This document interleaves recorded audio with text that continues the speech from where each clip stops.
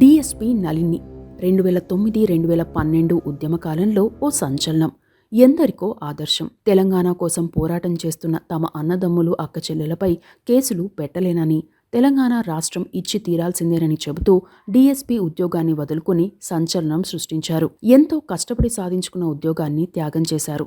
ఆమె రాజీనామా అప్పట్లో తెలుగు రాష్ట్రాల్లో ప్రకంపనలు రేపింది. తెలంగాణ ఉద్యమంలో భాగంగా నళిని పలు వేదికలపై తమ గళాన్ని వినిపించారు. ఢిల్లీలో నిరాహార దీక్ష చేశారు కూడా. అయితే రాష్ట్ర ఆవిర్భావం తర్వాత ఆమె మీడియాలో కానీ సోషల్ మీడియాలో కానీ పెద్దగా కనిపించలేదు. తాజాగా ఆమెదిగా భావిస్తున్న ఓ సోషల్ మీడియా అకౌంట్లో ఓ ప్రకటన చేశారు. ఆ ప్రకటనలో కొన్ని కీలక అంశాలను వెల్లడించారు. ఈ నేపథ్యంలో నళిని నేపథ్యమేంటి, రాజీనామా తర్వాత ఎలాంటి ఇబ్బందులు ఎదుర్కొన్నారు, ప్రస్తుతం ఏం చేస్తున్నారు అనే అంశాన్ని తెలుసుకుందాం. నళిని అసలు పేరు రాయబారపు నళిని. నల్గొండ జిల్లా భువనగిరిలో పుట్టారు. వీరిది ఉమ్మడి కుటుంబం. తండ్రి చిరు వ్యాపారి. భువనగిరిలోని శ్రీవాణి విద్యాలయంలో చదివారు. 1989లో 10th పూర్తి చేశారు. ప్రభుత్వ జూనియర్ కాలేజ్లో బైపీసీ పూర్తి చేశారు. ఇంటర్లో మంచి మార్కులు సాధించడంతో పాటు ఎంసెట్లోనూ మంచి ర్యాంక్ వచ్చింది. కుటుంబ పరిస్థితుల నేపథ్యంలో మెడిసిన్ చదవలేకపోయారు. డిగ్రీలో చేరారు. డిగ్రీ మొదటి సంవత్సరం చదువుతున్న టైంలోనే ఉమ్మడి వరంగల్ జిల్లా ఆత్మకూరు ప్రాంతంలోని ఉల్లిగడ్డ దామెరకు చెందిన నరేందర్తో వివాహం జరిగింది. ఆ తర్వాత వరంగల్లోని university of arts and science college నుండి 1994లో డిగ్రీ పూర్తి చేశారు. తనకు చదువుపై ఉన్న ఇంట్రెస్ట్తో పాటు భర్త ప్రోత్సాహంతో వరంగల్ పాలిటెక్నిక్ కాలేజ్లో 1996లో ఫార్మసీ పూర్తి చేశారు. 2002లో ఎంకామ్ పూర్తి చేశారు. భర్త నరేందర్ ఎంఎస్సీ బీఈడీ పూర్తి చేయడంతో భర్తకు వరంగల్ మండల రిసోర్స్ పర్సన్గా ఉద్యోగం వచ్చింది. అప్పటికే తెలంగాణ ఉద్యమం ఊపందుకుంది. మరో జాబ్కి వెళ్లే బదులు టీచర్ అయితే సమాజంలో మంచి విద్యార్థులను తయారు చేయవచ్చనే ఉద్దేశంతో తాను కూడా టీచర్ కావాలని అనుకున్నారు. 2003లో బీఈడీ పూర్తి చేశారు. క్యాంపస్ సీట్ సాధించారు. ఓవైపు చదువుతూనే పీజీడీసీఏ పూర్తి చేశారు.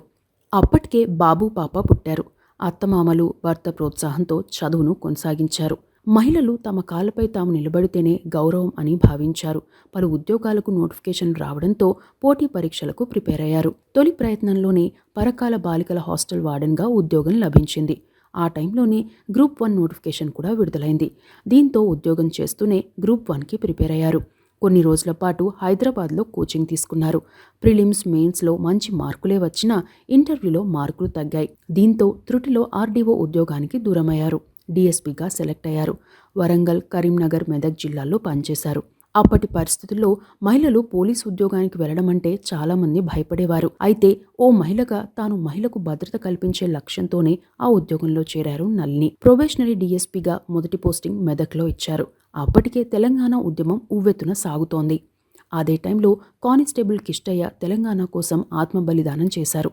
ఆ ఘటన నళినిని కలిచివేసింది. ఉద్యమం చేస్తున్న వారిపై అణచివేత చర్యలు మొదలయ్యాయి. డీఎస్పీగా ఉన్నందున ఉద్యమాన్ని అణచివేయాలనే ఆదేశాలు వచ్చేవి. కేసీఆర్తో పాటు చాలామంది దీక్షలు, ఉద్యమాలు చేస్తున్నారు. ఉద్యమాలను అణచివేయాలంటే ఉద్యమకారులపై కేసులు పెట్టాలి.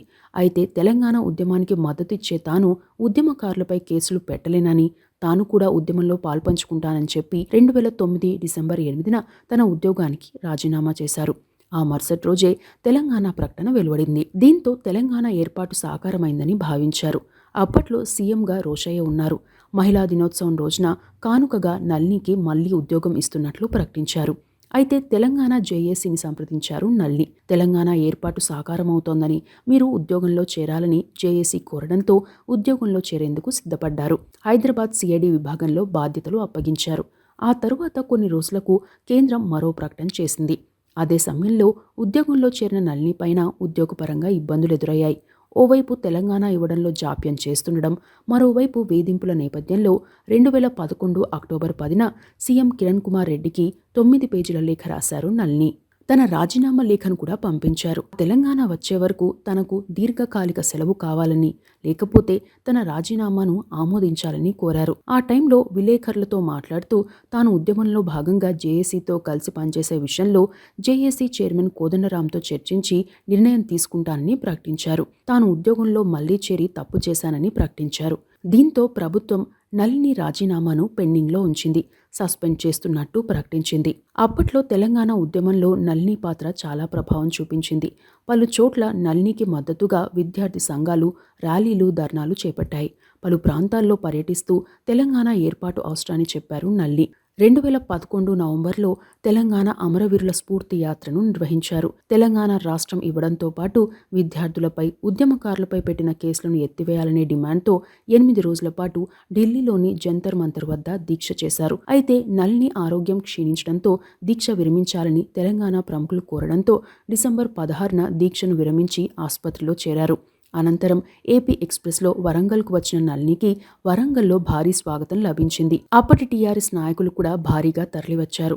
అప్పట్లో తెలంగాణ రాష్ట్రం ఇవ్వకుండా ప్రధానిని హైదరాబాద్లో అడుగుపెట్టనీయబోమని హెచ్చరించారు. పార్టీలకు అతీతంగా నళినికి మద్దతు లభించింది. ఇక 2012లో నళిని రాజకీయంగా ఇబ్బంది ఎదుర్కోవాల్సి వచ్చింది. ఆ టైంలో వివిధ పార్టీల మధ్య జరిగే ఆధిపత్య పోరు ఉద్యమానికి విఘాతం కలుగుతుందని భావించి రాజకీయ పార్టీలకు దూరంగా ఉన్నారు. ఆ టైంలో టీడీపీ ఉమ్మడి ఏపీ అసెంబ్లీలో తెలంగాణకు మద్దతుగా ప్రభుత్వంపై అవిశ్వాస తీర్మానం ప్రవేశపెట్టింది. ఆ అవిశ్వాస తీర్మానానికి వ్యతిరేకంగా ఓటు వేయాలని వైసీపీ విప్ జారీ చేసింది. అయితే 2 ఎమ్మెల్యేలు పార్టీ విప్ని ధిక్కరించి అవిశ్వాస తీర్మానానికి మద్దతు పలికారు. దీంతో వారి ఎమ్మెల్యే పదవులు వదులుకోవాల్సి వచ్చింది. దీంతో ఉప ఎన్నికలు వచ్చాయి. అందులో పరకాల ఉప ఎన్నిక కూడా ఒకటి. ఆ ఎన్నికల్లో పోటీ చేసేందుకు సిద్ధమయ్యారు. ఆ టైంలో పలు పార్టీలు ఆమెకు మద్దతు నిరాకరించాయి. దీంతో స్వతంత్ర అభ్యర్థిగా కొవ్వొత్తి గుర్తుతో ప్రజల్లోకి వెళ్లారు నళిని. అయితే రాజకీయ పార్టీల వ్యూహాల ముందు ఆమెకు ఓట్లు రాలేదు.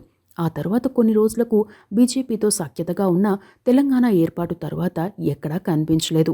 తాజాగా ఆమెదిగా భావిస్తున్న ఫేస్బుక్ ప్రొఫైల్లో ఒక పోస్ట్ చేశారు. ఆ పోస్ట్తో పాటు ఆ ప్రొఫైల్ చూస్తే నళిని పూర్తిగా ఆధ్యాత్మిక చింతనలోకి వెళ్ళినట్లు తెలుస్తోంది. ఇక ఆ ప్రొఫైల్లో ఉన్న పోస్ట్ ఏంటనే విషయానికి వస్తే తన మనసులో మాటగా ఆ విషయాన్ని చెప్పారు. నేను డీఎస్పీ ఉద్యోగానికి రాజీనామా చేసి 12 ఏళ్ళు అవుతున్నా నన్ను ఇంకా జనం గుర్తుంచుకున్నారన్న విషయం అర్థమైంది. వారికి పేరు పేరున ధన్యవాదాలు. కొందరు జర్నలిస్టులు బయట కావాలి అని అడుగుతున్నారు. అందుకు నేను సిద్ధంగా లేను. నేను ప్రస్తుతం ప్రశాంత జీవితం గడుపుతున్నాను. అందుకే ఈ ప్రకటన చేస్తున్నాను. ప్రస్తుతం నేను ఆధ్యాత్మిక మార్గంలో నడుస్తూ యజ్ఞ బ్రహ్మగా, వేద ప్రచారకురాలిగా, ఆర్ష కవయిత్రిగా తపోమయ జీవనం గడుపుతున్నాను.